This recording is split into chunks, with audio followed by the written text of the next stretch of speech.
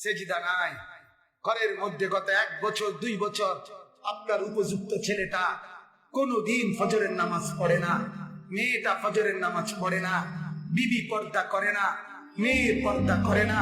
ঘরের মধ্যে আজ 20 বছর টানা রঙিন টেলিভিশন চলে, নর্তকী নাচে গায় ফুর্তি করে, গানের আওয়াজে বাদ্যে পুরা ঘর জমজমাট। এত নাফরমানির অবস্থায় এই হালাত নিয়ে কবরে গিয়া সুপারিশ কেমনে মিলবে দোস্ত?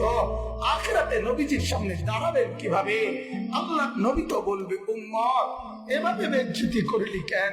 23 বছরে তোর আমার তায়েফের রক্তের কথা মনে নাই? আমার দামদাম শহীদের কথা মনে নাই?